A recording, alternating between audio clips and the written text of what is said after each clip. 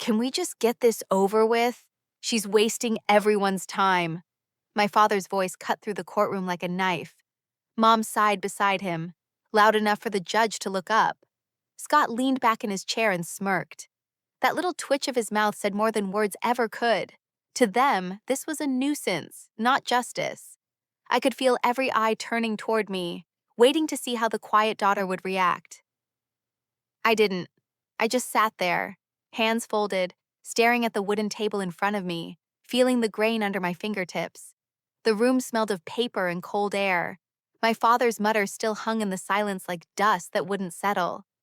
That's when I finally spoke. Not to defend myself, not to explain, just to breathe. "My name is Hannah Baker," I said quietly. 42 years old, art teacher. And apparently, the family disappointment. No one laughed, though Scott almost did. My voice didn't shake. It floated, steady, the way it used to when I taught nervous students how to hold a paintbrush. I never thought I'd end up here, sitting across from my own parents, separated by legal counsel instead of love. I used to believe courtrooms were where truth lived. But as I watched Mom roll her eyes at me, I realized this was where families came to finish breaking. The judge adjusted his glasses, waiting for order. The lawyer whispered something to my father, who nodded as if the outcome was already decided. I could almost hear their thoughts. "She'll give up soon. She always does." I looked at them and wondered when exactly I became them instead of us. Maybe it was the day Grandpa died. Maybe earlier, when I stopped agreeing with every bad decision Scott made. Maybe when I stopped being useful. Silence isn't weakness. It's just the space before the next breath. And if you've ever sat quietly while people you love made you feel small, you'll understand why I stayed silent that day. But silence doesn't mean weakness. Stay with me. You'll see what I mean. The lawyer representing my family cleared his throat. "Your Honor, this case concerns an inheritance dispute initiated by Ms. Baker without substantial evidence." He said Ms. Baker like it was something sticky in his mouth. I could have interrupted. I didn't. I watched my parents' faces instead. My mother's pearls gleamed under the lights. She looked every bit the respectable woman she wanted the world to believe she was. When I caught her eye, she looked away. All my life she'd told me, "Don't make a scene, Hannah." I'd listened. But today wasn't a scene. It was history catching up. When the judge asked for my opening statement, I stood. My knees trembled. But my words didn't. "Your Honor, I'm not here to fight for money. I'm here because something my grandfather promised vanished after he died. I just want to understand how." A faint murmur rippled through the room. I could almost hear Scott whisper to Dad, "She's still pretending this isn't about cash." I didn't turn. I let him have his moment. He'd always liked the sound of his own whispering. The truth was, this wasn't about cash. It was about the years I spent believing decency mattered in this family. Grandpa used to say fairness was our family's backbone. I guess I was naive to think the spine hadn't snapped. The judge asked, "Do you have evidence to present?" "I do," I said, placing the folder on the table. Inside were copies of ledgers, signatures, and one letter, the letter that started everything. Dad groaned, whispering, "This is ridiculous." Mom muttered, "Such drama." And Scott leaned forward, smirking again. "Hope you printed enough copies, sis. You'll need them for the apology tour." I smiled faintly. "Don't worry, I'm good at reprints." The clerk took the folder to the bench. I watched the judge read, expression unreadable. My heart didn't race. It slowed. Because in that moment, I wasn't fighting them anymore. I was witnessing them. The people who raised me, treating me like a stranger trespassing on their comfort. When I was little, Dad used to say, "You think too much, Hannah?" Maybe he was right. Because even now, sitting there, I was still trying to understand why. Why parents would look at their daughter and see an obstacle. Why love could curdle into inconvenience. Mom glanced at the clock as if counting the minutes until this embarrassment ended. Her voice, sharp but quiet. "We raised her better than this." I met her gaze. "You raised me to stay quiet. I'm just doing the opposite." The lawyer shifted uncomfortably. The judge raised his hand for silence. Papers rustled. Time slowed. I thought of Grandpa's workshop, the smell of wood, the sound of his voice saying, "One day you'll need to stand your ground without raising your voice." I finally understood what he meant. The judge looked at me again. "Ms. Baker, before we begin, I want to confirm you understand the implications of your claim." I took a breath. Every hurt, every dismissal, every rolled eye seemed to line up behind that single moment. "Yes, Your Honor," I said. "I do. I grew up in a house where love wasn't given. It was measured. My brother Scott always got the bigger slice, the warmer smile, the benefit of the doubt. If he forgot a chore, Mom said, he's just tired. If I forgot, she sighed, Hannah, be responsible. It was always like that. Even when we were little, the rules bent around him like gravity only worked for one child. I remember the day he threw a baseball through the kitchen window. Mom's first words weren't about the mess or the danger. She looked at me and said, "Why didn't you stop him?" I was 10. He was 8. And somehow, it was my fault for not keeping him from being reckless. That was the start of my quiet education in double standards. Dad was no different. He loved bragging about Scott's business instincts. When Scott sold his used bike for $50, Dad said, "That boy's going places." When I sold handmade paintings at a school fair, he said, "It's cute, Hannah, but don't expect to make a living off that." It wasn't anger I felt then, just a kind of slow disbelief that grew heavier with every passing year. By the time I left for college, I thought distance might help. I studied art, worked 2 part-time jobs, lived off coffee and hope. Scott stayed home, bouncing from one half-hearted idea to another. Somehow, no matter how often he failed, the family narrative stayed the same. He's trying his best. And me? I was doing fine on my own, which meant forgotten. After college, Grandpa offered me something no one else ever did: trust. He owned a small hardware business. Nothing glamorous, but it was his pride. When he asked for help remodeling the place, I spent months there painting, fixing, redesigning the old office. I remember sanding the counter while he told stories about starting it after the war. He said, "A business is only as honest as the people running it." He looked at me when he said that, not Scott. But when Grandpa passed, everything shifted like the floor had been pulled from under me. Scott stepped in to handle things. That's how Mom phrased it, as if it were natural, expected. "He's good with numbers," she said. I wanted to ask when that started being true, but I didn't. I told myself to trust them. That family wouldn't cut corners where love once lived. Years slipped by. Scott turned Grandpa's old shop into a company with his name plastered across the windows. Baker and Son. Not Baker and Family. Not Hannah's Designs. Just him. I tried to be proud. I told my students about it once, how my brother rebuilt our family business. I remember saying it like I believed it. Then one morning, after a particularly bad week, where the rent check bounced, I got an email that made my stomach turn cold. It was from a lawyer I didn't recognize. Subject line: estate consolidation notice. I almost deleted it, thinking it was spam. But when I opened it, my grandfather's name stared back at me. The message was short, formal, heartless. As per the finalized consolidation agreement, the estate of Harold Baker has been transferred under sole authority of Mr. Scott Baker with parental consent. I read it 3 times, certain I'd misunderstood. Parental consent? I was 42 years old. What consent could they possibly give on my behalf? My throat tightened. It wasn't about the money. It was about what it confirmed. That somewhere, quietly, my family had decided I didn't count. I sat there in my small apartment, laptop screen glowing in the dark, and thought of every moment that led to this.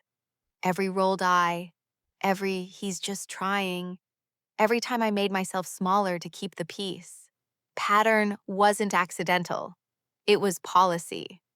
That phrase echoed in my mind, with parental consent. I could almost hear Mom saying it, proud of how tidy it sounded. I pictured Dad signing whatever paper they'd put in front of him, half listening, trusting Scott to handle the details. And Scott? I imagined him smiling as he signed, convinced that inheriting meant deserving. I tried calling. First Mom, then Dad. No one picked up. When I finally reached Scott, his tone was light, like we were catching up over coffee. "Oh, you got that email too? Yeah, it's just legal stuff. Don't overthink it." "Overthink it?" I said quietly. "It says you now own everything Grandpa left behind." He laughed. "Well, someone had to take responsibility. You're not exactly business-minded, Hannah. You said that yourself." I didn't reply. I just listened to the sound of his confidence, the kind that comes from being backed by people who've never told you no. When the call ended, I sat in silence. The room felt smaller. My hands were shaking, but not from anger, from clarity. This wasn't a misunderstanding. It was history repeating itself. Only this time, the stakes were written in ink. I thought of Grandpa again, of his hands, calloused from decades of work, of the letter he'd once promised to leave me. I'd never found it. Maybe it never existed. Or maybe someone made sure I wouldn't. That night I barely slept. I kept hearing my mother's voice from years ago. "You could help him, couldn't you?" She said it when Scott broke things, forgot things, failed things. I finally realized she hadn't been asking.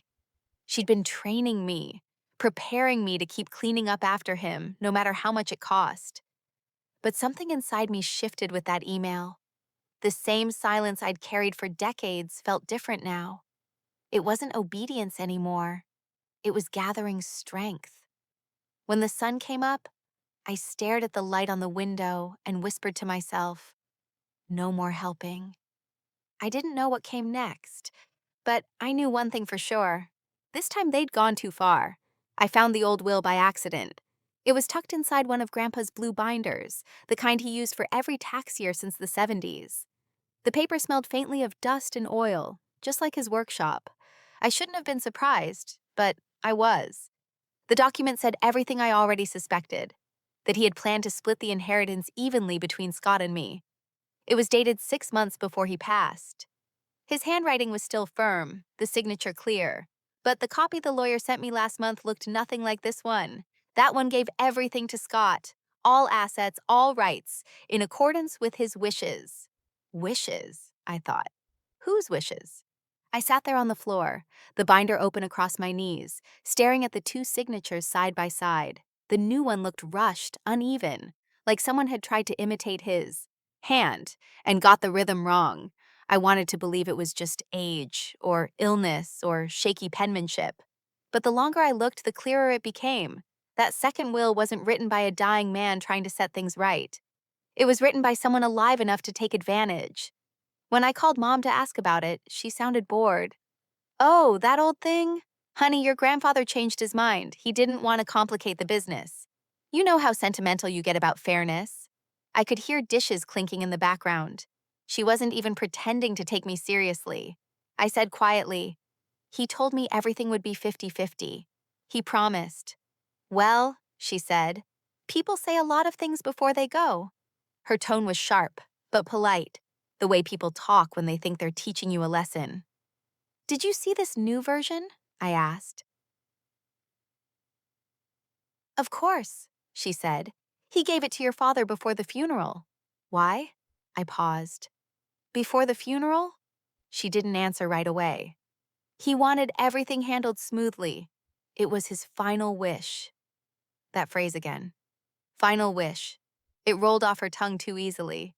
I hung up before I said something I couldn't take back. I tried to remember that week. The exhaustion, the smell of lilies that clung to every piece of clothing I owned. The night before the funeral, I'd walked past Dad's office and saw him carrying a folder with red lettering on it. Trust revision. He closed the door quickly when he saw me. Back then, I thought nothing of it. I didn't want to believe my family could be that kind of family. But now, that memory played differently in my mind. His hurried step, his quiet voice on the phone afterward, the way Mom avoided eye contact the next morning. I looked down at the original will again and ran my finger across Grandpa's signature. He wasn't perfect, but he was fair. When he said something, he meant it. He was the one who taught me to always write things down so truth can't slip away. And here it was, proof that truth had been buried on purpose. I folded the paper and placed it in a folder of my own. Then I opened my laptop and searched for Grandpa's old attorney, Thomas Briggs. His name was still listed online, but the firm address had changed. I called the number anyway. A woman's voice answered, soft but cautious. Briggs and Associates, can I help you? I'm looking for Thomas Briggs, I said. He handled my grandfather's will a few years ago. Harold Baker. There was a pause. Mr. Briggs retired last year. I can check the archives if you'd like. Yes, please. I waited while she typed. The sound of keys filled the line like distant rain. After a moment, she said, There's a note here. It says the case file was transferred, but there's a handwritten line beside it. Client's granddaughter, Hannah Baker. Follow-up expected. Does that sound right? My chest tightened. He wrote my name? Yes. It looks like he meant to reach out, but I'm not sure. He left a few personal notes behind. Some were not authorized to share. I hesitated. Could I come by? I'm afraid Mr. Briggs isn't here anymore, but his assistant still works mornings. You might want to talk to her. Her name's Laura. The next day I drove there. The office was in one of those old brick buildings downtown, the kind that smells faintly of coffee and carpet glue. I stood at the door for a moment before walking in. A woman in her 60s looked up from her desk. You must be Hannah, she said before I even introduced myself. I froze. How did you? She smiled gently. Tom mentioned you. He said you'd show up one day, that you'd thank him. Thank him for what? She shrugged. He didn't say, just that you'd understand when you saw what was in the file. I could feel the air change around me, that stillness that happens when the truth is about to come into focus. I followed her to a small room lined with cabinets. She pulled out a folder labeled Baker Herald, Will Revision Inquiry. There isn't much left, she said. The main documents were moved when the new will was filed. But Tom kept a note. She handed me a yellow slip of paper. It read in shaky ink, not authentic. Cross-check signatures. Notify granddaughter. My throat went dry. I looked at Laura, hoping she'd say something to make sense of it. He didn't trust what he saw, she said. He thought someone interfered, but he retired before he could finish the audit. I stared at that note, my heart pounding in my chest. The words looked fragile, but they were stronger than anything my family had said to me in months. Someone had changed Grandpa's will, and someone had known. I thanked her, walked back to my car, and sat there for a long time, staring through the windshield. The street outside was quiet.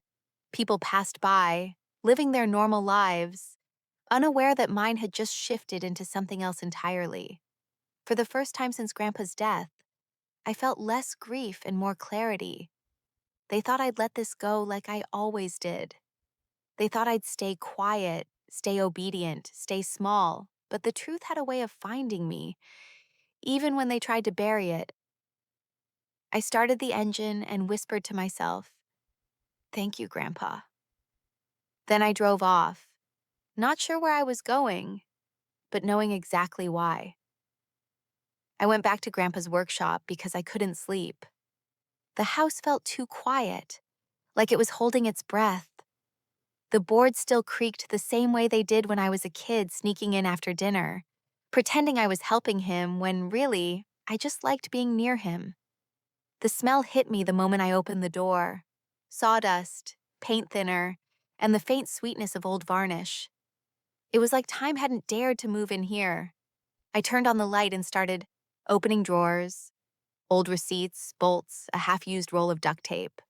Nothing important. I didn't even know what I was looking for, just that something in me felt unfinished. There had to be a reason Mr. Briggs wrote my name in that note. I needed to find it. I walked over to the wall where Grandpa hung his tools in neat rows. Each one still had a label written in his crooked handwriting. Beneath them was the portrait I'd painted for him in college. A simple thing, acrylic on canvas, his face half lit by the glow of his workbench. He'd told everyone, "My Hannah did that." And now it just hung there, collecting dust. For some reason, I reached up and took it off the wall. Maybe I needed to see him again, even in paint. But as I lifted the frame, I felt something slip behind the backing, a soft thud against the floor. I crouched and found an envelope, yellowed and sealed with wax. My name was written in his hand. Hannah. For a moment, I just held it. The room felt smaller. My throat tightened. I sat on his stool and broke the seal. Inside was a folded sheet of lined paper. The ink had faded a little, but I'd know that handwriting anywhere. He'd written, "If you're reading this, they've taken more than what's theirs. Don't fight them with anger. Fight them with proof." I read the words twice, maybe 3 times. Proof. He knew. He saw it coming. The calm in his voice came through even on the page, that quiet steadiness he always carried. He must have realized what they were planning and left me a way to find my footing again. I could almost hear him saying it. "Keep your head clear, Hannah. People like that trip over their own lies." He'd said something similar the last time I saw him, when I told him I was tired of being treated like a background character in my own family. He'd smiled and said, "You don't have to be loud to be heard." I hadn't understood what he meant until now. I looked at the bottom of the letter, tracing his name with my thumb.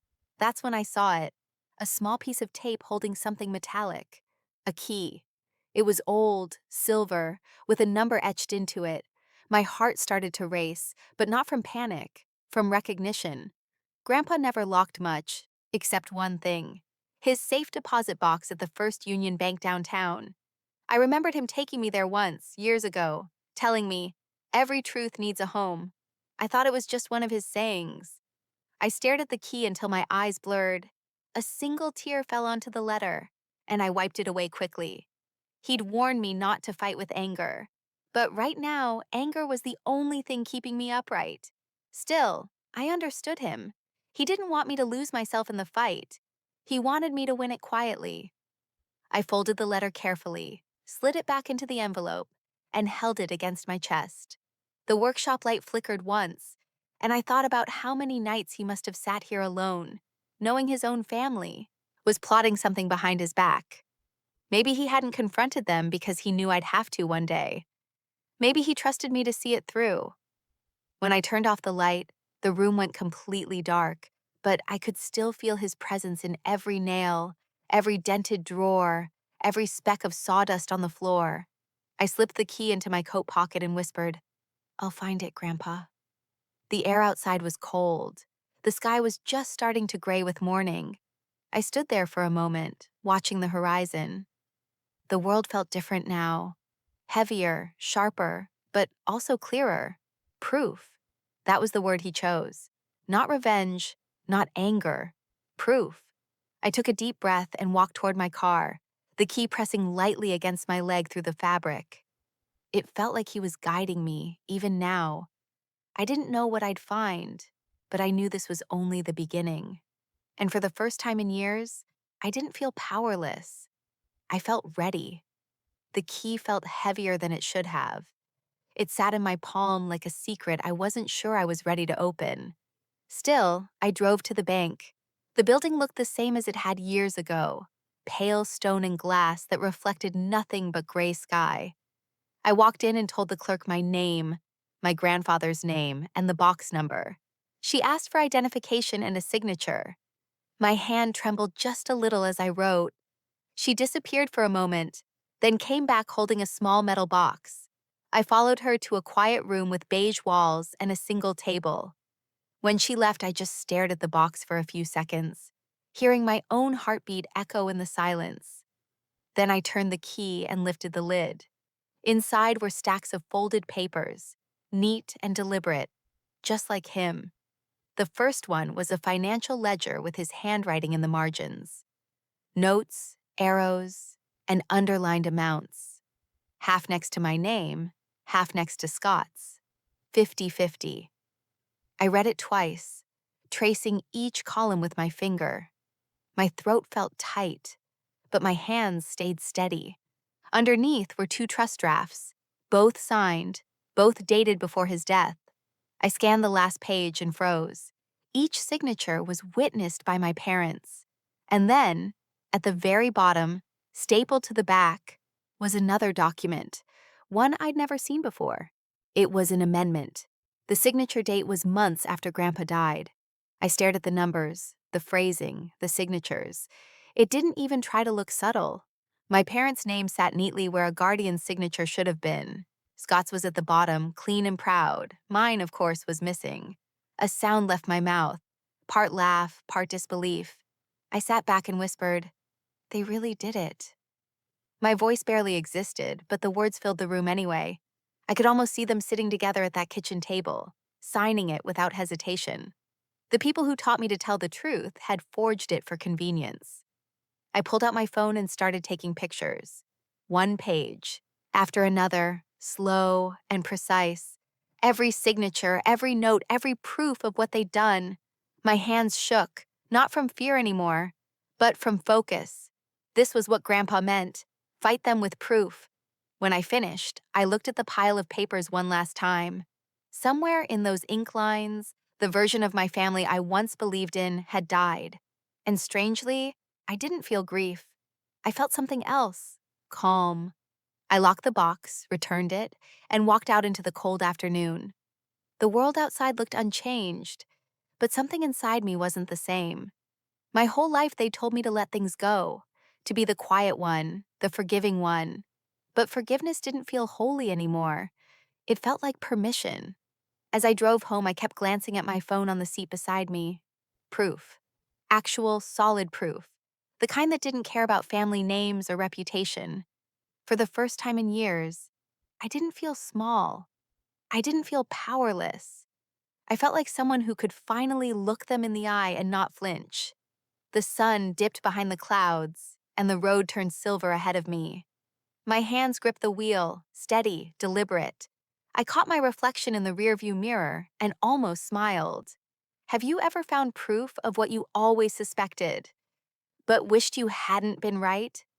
Tell me if you'd confront them or walk away. "Don't be late, Hannah. Your brother's making reservations for something later," Mom had said over the phone, her voice sugar-coated and thin. I almost laughed when I pulled into their driveway anyway, staring at the same brick house that had once felt like home and now looked more like a stage set.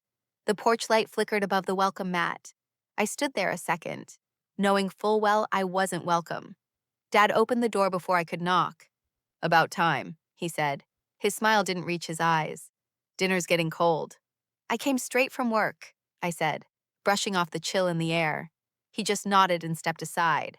The smell of roast chicken filled the hallway. My mother's cooking. Familiar, comforting. And yet, tonight, it turned my stomach. Scott was already at the table, wine glass in hand, leaning back in Dad's old chair like it belonged to him now. "Hey, sis," he said with a grin. "Didn't think you'd actually show." I forced a small smile. "You invited me. I thought that meant I should." Mom placed a plate in front of me, a little too forcefully. "We don't see you often," she said, her tone smooth but pointed. "You must be busy with your art thing." "Teaching," I said. "I'm still teaching, Mom." She waved her hand like it was the same thing. "Of course. You've always loved your little projects." That word, little, landed like a stone. I picked up my fork, cut a small piece of chicken, and kept my eyes on the plate. Scott chuckled. "Speaking of projects," he said, "I'm closing on that beach. Property next week, the one near Cannon Bay. Remember, Dad? You said that place had potential." Dad's face lit up like it used to when Scott got a good grade. "That's fantastic, son. You've really turned things around. I knew you'd make something of yourself eventually." Mom chimed in without missing a beat. "Your grandfather would be so proud. He always said you had a good head for business." I felt something twist inside me. "Grandpa said that to me once," I said quietly. "When I helped remodel his office. He told me." Mom interrupted before I could finish. "Oh, sweetheart, that was ages ago. You know how he doted on everyone." She smiled at Scott. "But we all know who he really saw himself in." Scott smirked. "Guess he was right." I set my fork down. "You mean right to rewrite his will? Or right to let you handle everything after he died?" The table went silent.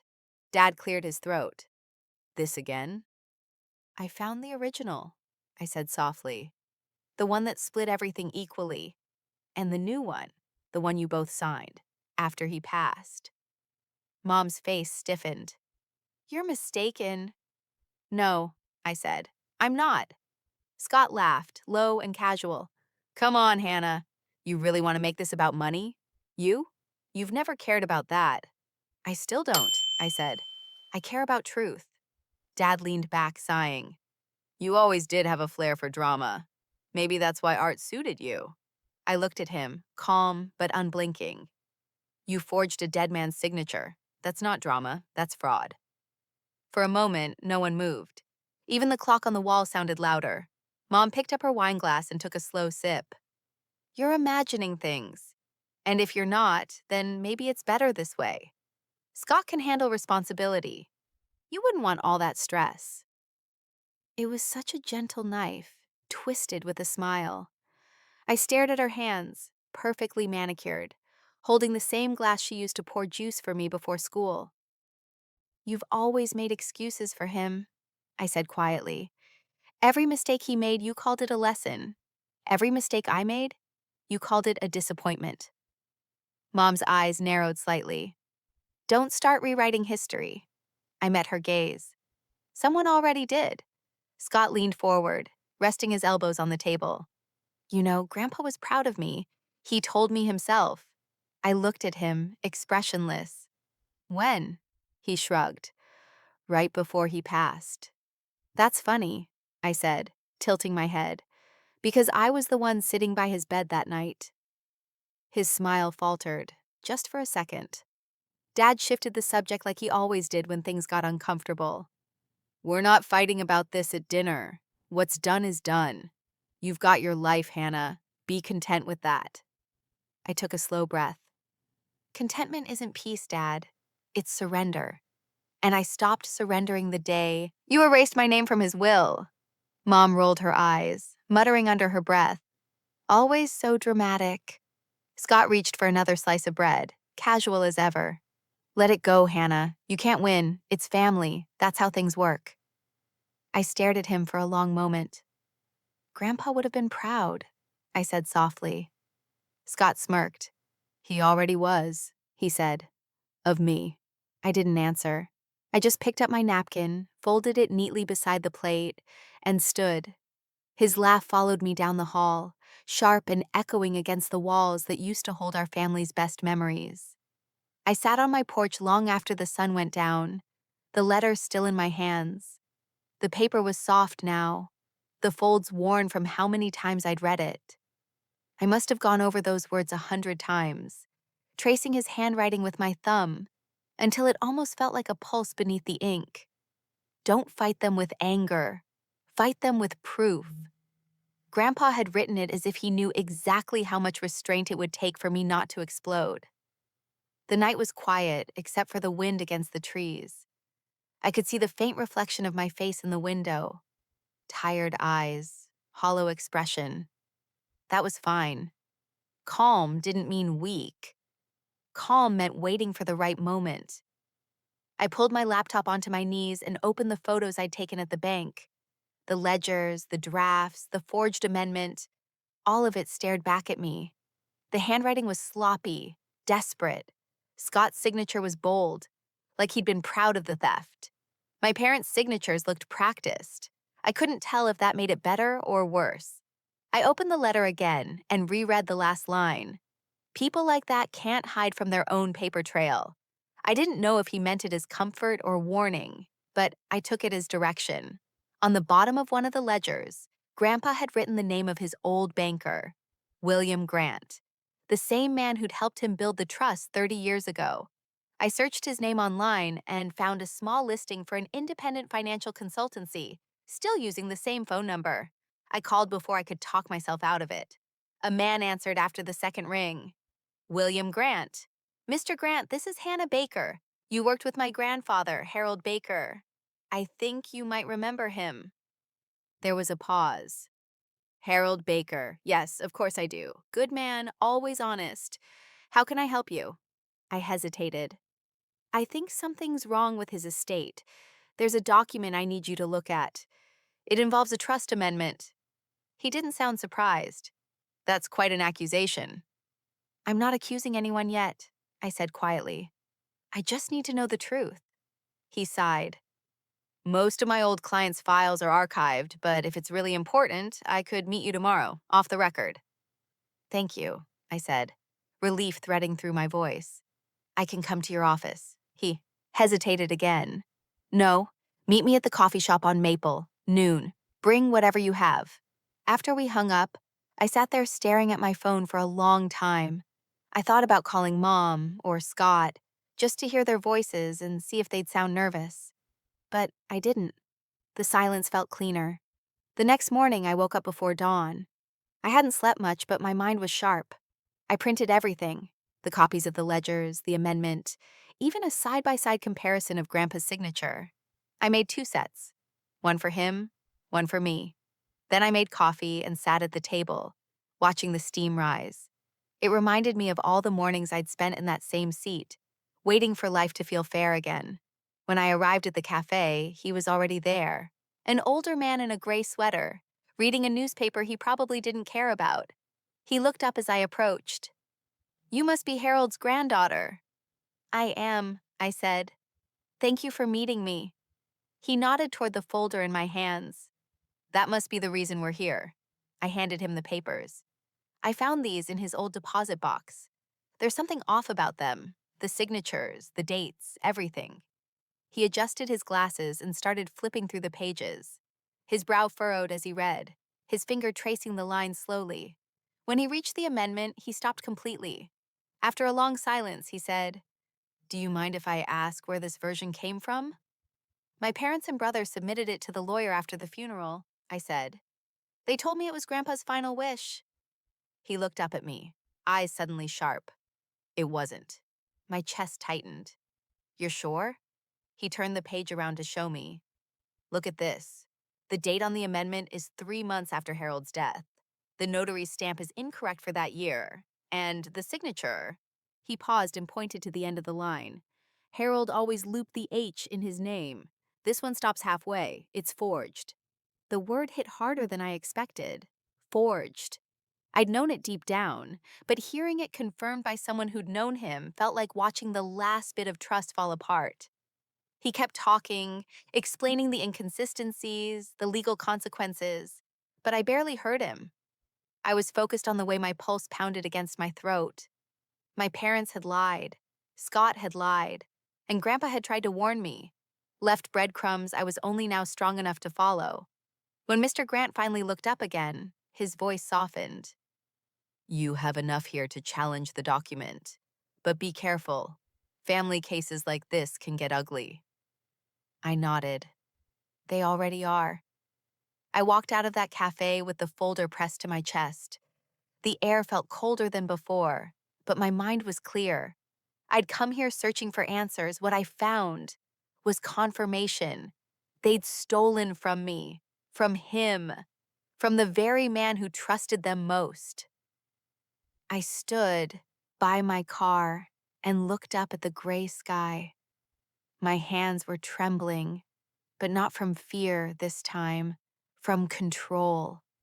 For the first time in my life, I didn't feel like the quiet one. I felt like the one holding the truth. "Ms. Baker, there's someone here to see you," my assistant whispered, her voice nervous. I looked up from the sketch I was reviewing, the classroom quiet except for the hum of ceiling lights. Through the glass window of my office door, I saw them, my parents, both standing there like they owned the place. I closed my notebook slowly. "Send them in." Mom entered first. That same perfume she'd worn my entire childhood wrapping around me like a memory I didn't ask for. Dad followed, his jaw tight, eyes scanning the room like he was already disappointed. "This is where you work?" Mom asked, looking around. "Smaller than I expected." I smiled faintly. "It's an art classroom, not a courtroom." She sat down without asking. "We heard you filed something," she said. Her tone was light, almost playful, but her eyes sharp. "A fraud report? Really, Hannah?" Dad crossed his arms. "You've embarrassed us. Again." I kept my voice steady. "I filed the report because the will was forged. You know that." Mom gave a short, dry laugh. "Forged? Harold's signature?" "My dear, your grandfather barely remembered his own name at the end. He probably asked us to fix things for him. That's not what happened, I said quietly. She leaned forward. Then what did happen, Hannah? Enlighten us. You think you're the righteous one now? You think truth makes you better? I think truth makes me free. Her lips twitched. You always loved your dramatic lines. Dad finally spoke, voice low. You've crossed a line. Family business stays in the family. You don't drag it into public offices. I tried to handle it privately, I said. You made that impossible. They exchanged a look. That silent, united front they'd always had when I was the problem to fix. Do you realize what you've done to Scott? Mom said suddenly. He's humiliated. His reputation was built on lies. I interrupted, calm but firm. Grandpa left that business to both of us. You changed the paperwork. I found proof. A few of my students had gathered by the door now, curious. Mom noticed them too. Her expression turned cold, deliberate. She raised her voice. Proof? You call this proof? You're doing all this for attention, aren't you? The words hit harder than I expected. Not because they were new, but because she chose to say them there, in front of my students, in front of witnesses. I took a slow breath. No, Mom, I said softly. I'm doing this for truth. Her smile didn't waver. Truth doesn't feed you. Truth doesn't keep you from dying alone. I stood up. Neither does guilt. That was it. No shouting, no tears. Just silence, thick and heavy, stretching between us. My students shifted uncomfortably, whispering to each other. Mom straightened her coat. Dad followed her lead. This will destroy you, he said under his breath as they walked out. It already did, I replied. When the door shut behind them, the air felt thinner. I sat back down, my hands trembling only slightly. The students lingered in the hallway for a moment before one of them, a quiet girl named Leah, stepped in. Ms. Baker, are you okay? I looked up at her, forcing a small smile. I will be. She hesitated. They were wrong to talk to you like that. I nodded. People who fear truth usually are. She left, closing the door gently behind her. The room was silent again. I picked up my sketch pencil and tried to draw, but the lines blurred. My reflection in the window looked unfamiliar, steadier, maybe colder. That evening, when I got home, the sun was already gone. My house felt still, the kind of quiet that used to soothe me. I made tea, set my phone on the counter, and watched the steam rise, thinking about how Mom's voice still echoed in my mind. For attention. As if that's all I'd ever been to them. An inconvenience craving validation. The kettle clicked off, and in that soft pause, my phone buzzed. I glanced at the screen. An email notification from the county court system. My heart thudded once, slow and deep. I opened it. The words blurred for a second before settling into focus. Notice of complaint. Defamation countersuit filed by Scott Baker. For a long moment, I just stood there. The steam from my tea brushed my face, and I felt a strange, quiet calm wash over me. Of course Scott would file back.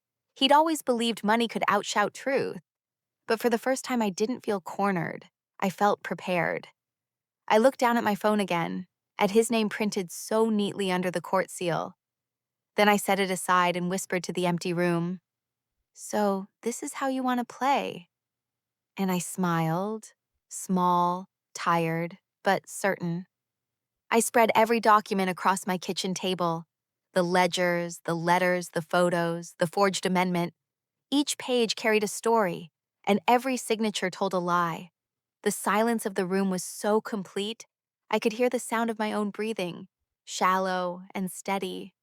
I'd spent weeks gathering proof, but now that it was time to face them, a strange calm had taken over me. Fear didn't feel like panic anymore. It felt like focus. I pressed my fingers against the folder's edge, remembering the first time I'd walked into that courtroom, shaking, small, unsure of my place. I wasn't that woman anymore. I had something they didn't expect: patience. As I reviewed each sheet, I caught myself whispering his words under my breath. Don't fight them with anger. Fight them with proof. I could almost hear Grandpa's voice beside me, the way he used to talk when fixing his tools in the workshop. Slow, deliberate, certain. He never raised his voice, but when he spoke, you listened. I imagined him sitting across from me now, his hand resting on the table, that faint smell of tobacco and cedar filling the air. I could almost see his eyes, tired but kind, proud even in silence. I'm doing it right this time, I said softly. I'm not running from them. The clock ticked. Outside, rain had started, soft at first, then harder, the kind of rain that feels like cleansing. I thought about Mom's smirk in my classroom, Dad's warning in the hallway, Scott's laughter at dinner. Every memory lined up like evidence in its own way. They'd built an entire world on pretending I didn't matter. I'd spent most of my life trying to earn peace with people who only offered pain. Maybe peace wasn't something they could give. Maybe it was something I had to claim. I packed the papers neatly into the folder and sat back. My hands weren't shaking anymore. For the first time in years, I felt steady. Not because I knew I'd win, but because I finally understood what losing my family had taught me. You can survive being unloved if you learn to love truth more than approval. The rain eased, and a single beam of light slipped through the window, landing on Grandpa's letter. I took it as a sign, not of luck, but of strength. I slid the letter into my purse, right beside the evidence. My phone buzzed. The screen lit up with her name, Mom. I hesitated before opening the message. Don't embarrass us tomorrow. I stared at the words, simple and cruel, the kind of message meant to shrink me. I let out a quiet laugh, more out of disbelief than anger. Embarrass them? They'd done that to themselves. I typed a reply, then stopped. No, I thought. Silence would say it better. I locked my phone and placed it face down. The rain started again, faint and rhythmic, like the sound of my own heart learning how to stay steady. Sometimes silence is the loudest form of revenge. But what would you do? Speak up or let karma take its course? Ms. Baker, you may proceed. The judge's voice was calm, even gentle, but it cut through the silence of the courtroom like a blade. I stood, smoothing my skirt with one hand and gripping the folder with the other. My fingers didn't shake. I'd practiced this moment in my mind too many times to let them. Across the aisle sat my parents and Scott, lined up like portraits, polished, emotionless, pretending they hadn't destroyed something sacred. Mom looked immaculate, her silver necklace glinting under the lights. She wouldn't meet my eyes. Scott looked bored, his hand tapping his lawyer's briefcase as if this were just another business meeting. Their attorney rose first, his tone dripping with confidence. Your Honor, my clients are shocked by these accusations. We believe Ms. Baker's interpretation stems from emotional distress, not fact. I looked straight ahead. I wouldn't give him the satisfaction of flinching. The judge nodded for me to continue. I opened my folder and began laying out the documents, one by one, methodical, precise. These are copies of the original trust agreements and the financial ledgers my grandfather maintained personally. The amendments presented after his death contain inconsistencies in handwriting, notary stamps, and— Objection, the lawyer interrupted. She's not a handwriting expert. The judge held up a hand. Let her continue. I'll determine relevance. I nodded and lifted the next sheet. This, I said quietly, is the bank record from the safety deposit box where these originals were stored. The box was opened 3 months after my grandfather's passing. By my parents, not by me. My signature does not appear anywhere on the authorization form. I glanced at them. Dad's jaw tightened. Mom's eyes flickered, just for a second, to the banker seated behind me. Their lawyer tried again. Your Honor, these claims rely on speculation. The family has maintained for years that Harold Baker requested his estate be handled by his son Scott for practical reasons. This entire ordeal has been unnecessarily painful for everyone involved. Painful. I almost laughed. The word hung in the air like perfume after a funeral. I understand it's painful, I said softly, but not because of paperwork, because of choices. The judge leaned forward. Do you have supporting testimony for your claims, Ms. Baker? I nodded toward the witness stand. Yes, I'd like to call Mr. William Grant. The old banker stood, steady despite his age. He walked with a quiet authority that made the room fall still. He was sworn in, then settled into the chair, adjusting his glasses. Mr. Grant, I began, you were my grandfather's financial advisor for over 30 years, correct? I was, he said. Harold trusted me with every major decision concerning his estate. And did he ever mention changing the terms of his will or trust before his passing? No, he said firmly. In fact, he was very clear that both grandchildren were to benefit equally, 50-50. A murmur rippled through the courtroom. The lawyer rose again. Mr. Grant, could you be mistaken? These events were years ago. The old man smiled faintly. I could be mistaken about many things, sir, but not about Harold Baker. I still have my notes from our last meeting. He held up a worn notebook, its pages yellowed but legible. He said, and I quote, "If anyone changes a word of this after I'm gone, Hannah will know." The air left the room in a hush so complete, I could hear my own heartbeat. The lawyer tried to recover. Even if that's true, there's no direct evidence linking my clients to, I cut in, still calm. To forgery? There is. I stepped forward, sliding another page across the table. That's the notarized amendment they filed. The notary's license number belongs to a woman who died in 2016, 2 years before the date shown. For a second, nobody spoke. Then the judge reached for the document, his brow furrowed as he compared it to the originals I'd submitted. The silence grew heavy, stretching like a wire about to snap. Scott whispered something to Mom. She ignored him, eyes fixed on the table. Dad's shoulders sagged slightly. Not guilt, just defeat. The kind that comes from being caught too late to lie about it. The judge finally looked up, his voice lower now. Ms. Baker, are you prepared to submit all of this as evidence? Yes, Your Honor. He nodded slowly, glancing at the defense table, then back at me. Then we'll proceed accordingly. He turned the pages one more time, his eyes narrowing at the signatures. This changes everything. The room went absolutely still. Even the lawyer didn't move. I stood there, hands folded in front of me, heart steady. I didn't smile, didn't gloat. I just breathed, quietly, deeply, as if I could finally feel the air again after years of holding it in. The judge adjusted his glasses and looked down at the paper spread before him. The courtroom was silent except for the faint hum of the ceiling fan.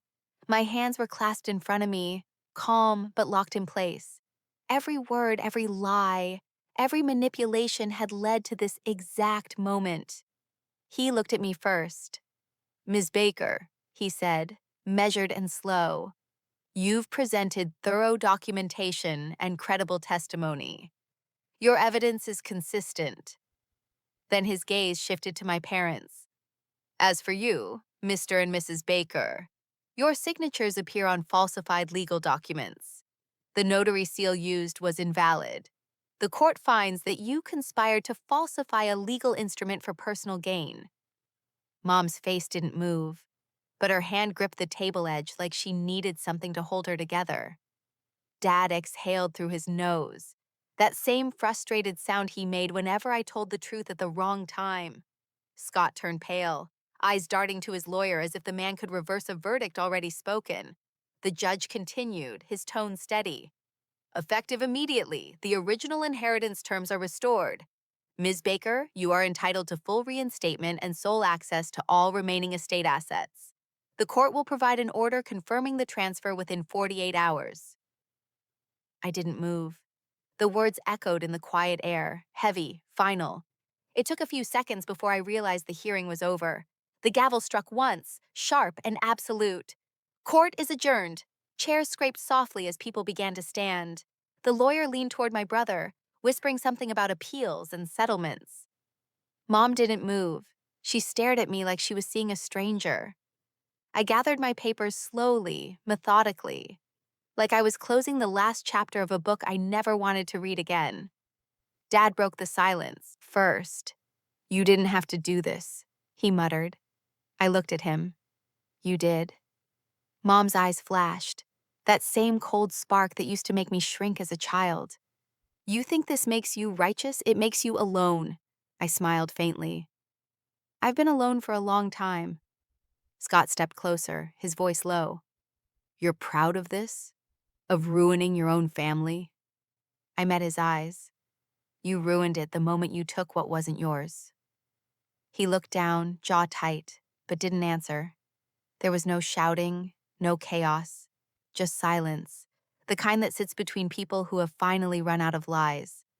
I slid the folder into my bag, buttoned my coat, and stood. My heels clicked softly on the floor as I walked toward the exit. Behind me, I heard Mom whisper, "She'll regret this." I turned slightly. Maybe, but at least I'll regret it with a clear conscience. The courtroom doors opened, letting in a flood of cold air. Reporters waited outside, cameras ready, voices rising in quick bursts of questions. I didn't stop. I kept walking, letting the noise fall behind me. Out on the courthouse steps, I paused and looked up at the gray sky. It felt strange, almost unreal, like the world had shifted a few inches, and I was standing in the space that used to hold someone else's shadow. People passed by, their footsteps quick, their conversations ordinary. I envied that simplicity for a moment, the freedom of not being tied to betrayal. But then I realized I finally had that too. I reached into my purse and touched the folded letter I always carried. Grandpa's handwriting, faded and sure. Fight them with proof. I exhaled slowly. He'd been right. When I turned back toward the building, my family was coming out together, still a unit, at least in appearance. Mom avoided my eyes, pretending to adjust her scarf. Dad looked at the ground. Scott stared straight at me, waiting for me to say something, anything. I walked up to them, calm, steady. "I'll send you the paperwork," I said. None of them replied. The words hung there between us, clean and final. I walked away first. I didn't look back this time. The courthouse doors closed behind me, sealing the past where it belonged. The sky broke open with a thin drizzle, but I didn't run for cover. I let it fall, cold against my skin, washing away the last traces of fear that had lived there too long. There was no victory speech, no applause, no cinematic music playing in the background. Just peace, the kind that doesn't need an audience. As I crossed the street, I caught my reflection in a passing window. I looked different, not younger, not happier, just freer. And for the first time in years, that was enough. The news spread faster than I expected. One morning, I opened my laptop and saw Scott's company's statement trending online. "Terminated for breach of fiduciary ethics." His photo was right there, smiling that same practiced smile he'd worn at every family dinner. I didn't feel joy, just quiet confirmation. Truth has a way of catching up, even when you stop chasing it. A few days later, Dad's golf club membership was revoked. Mom's charity board issued a vague press release about restructuring. Their names began to vanish from newsletters and event programs, the way people erase what makes them uncomfortable. I didn't call anyone. I didn't need to. The silence spoke for itself. Neighbors started to notice too. I heard from Mrs. Turner down the street that people crossed the grocery aisle when Mom walked in. Small-town courtesy has limits, and betrayal tends to outlast reputation. I sat on my porch one evening, the same one where I'd once cried into my hands, and realized I felt nothing but air moving through me. I didn't celebrate. There was no satisfaction in their collapse, just release, a long, deep exhale that had waited years to leave my body. Peace isn't loud. It's quiet, still, almost shy. I started watering the plants again, repainting the porch railing, doing small things that once felt pointless. The world didn't owe me balance, but for once, it felt like it was trying. That night, just after sunset, I heard footsteps on the gravel path. Slow, familiar. When I opened the door, Mom was standing there. She looked older, smaller somehow, like the years had finally caught up to her all at once. She didn't speak. She just held out a folded letter. I took it carefully. No envelope, no seal. My name written in her handwriting. When I unfolded it, the first word stopped me. Sorry. The rest was blank. No signature. She turned to leave before I could say a word. I stood there on the porch, the letter trembling slightly in my hand, unsure if it was wind or forgiveness that made it move. When I opened the door, she was already halfway up the path, clutching a thin folder against her chest. I didn't invite her in right away. We just stood there, the air thick with all the things we'd both left unsaid. She finally broke the silence. I thought maybe you'd let me explain. Her voice trembled in a way I hadn't heard since I was a child. I stepped aside without a word. She came in, looking around the house like it was unfamiliar. Maybe it was. This version of me, the one who no longer asked for her approval, was someone she'd never met. She sat on the edge of the couch, careful not to wrinkle her skirt. "We only wanted to protect the business," she said. Her tone was almost pleading, but the words felt rehearsed. "You don't understand the pressure your father was under. We were trying to keep things stable." I leaned against the doorway, arms crossed. "You protected greed," I said quietly. "Not family." She looked up sharply, eyes glistening. "That's unfair. We gave you everything. We sacrificed for you." I almost laughed, but I didn't. "You sacrificed honesty. That's not the same thing." Her mouth opened like she wanted to fight, then closed again. I watched her struggle between pride and guilt, the way she always had, trying to choose which emotion made her look stronger. "I know you think you're right," she said after a long pause. "But one day, you'll see we were only trying to help." I took a slow breath, steady, measured. Help doesn't come with signatures forged in the dark. That landed. Her shoulders dropped.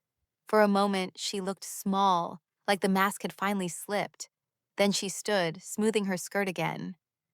"You've always been the ungrateful one," she said softly, not cruelly, just like she believed it.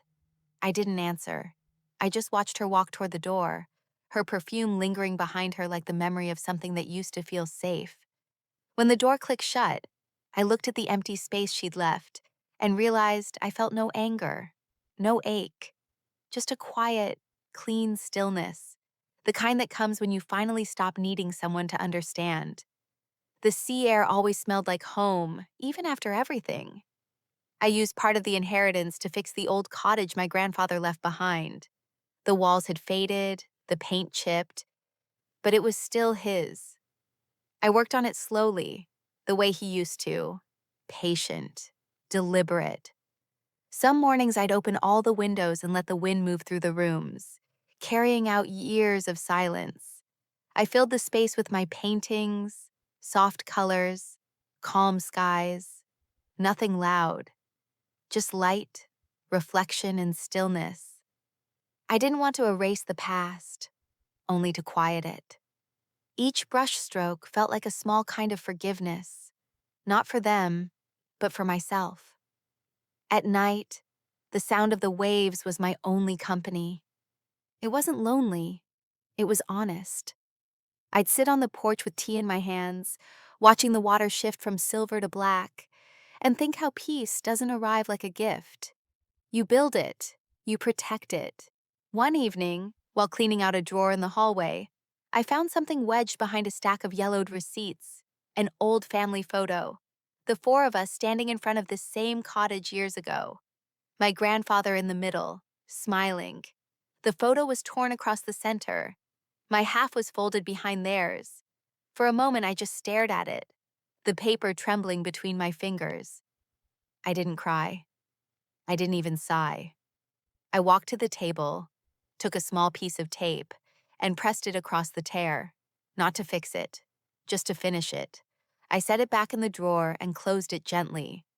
The waves outside kept moving, steady and endless, as if the world had finally learned how to breathe again. ChatGPT said, "I spent weeks on the last painting, not because I wanted it perfect, but because I needed it honest. It was my grandfather, just as I remembered him." Soft eyes, quiet smile, the kind that said more than words ever could. I painted from memory, not photos. Every brushstroke carried something I hadn't said out loud: gratitude, grief, and the strange peace that follows both. When it was finished, I stood back and just looked at it. The title came easily: Forgiveness. Not for them, not even for what happened, but for the weight I'd carried trying to make sense of it all. A small local gallery agreed to display it in their spring show. The room smelled of fresh paint and lemon oil, the kind of clean that feels like starting over. People walked past my piece slowly, pausing, then moving on. I didn't need praise, just presence. Toward the end of the night, a woman I'd never met stopped beside me. She looked at the painting for a long time, then said softly, "That painting feels like letting go." I smiled, not at her, but at the memory behind it. "It is," I said. And for the first time in a very long time, I truly meant it. I live quietly now. The ocean outside my window moves the same way every day. Steady, certain, unconcerned. I paint in the mornings, walk the beach in the afternoons, and let the evenings be what they are. I don't think about them much anymore. Not out of hate, just because the noise is finally gone. People say time heals, but I don't think that's true.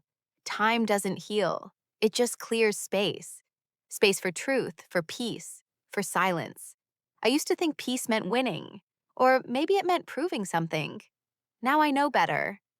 Some people confuse peace with losing. I learned peace is what you earn after you stop explaining yourself. Sometimes I wonder if they ever think about me, not with guilt, but with the quiet realization of what they lost. I don't wish them pain.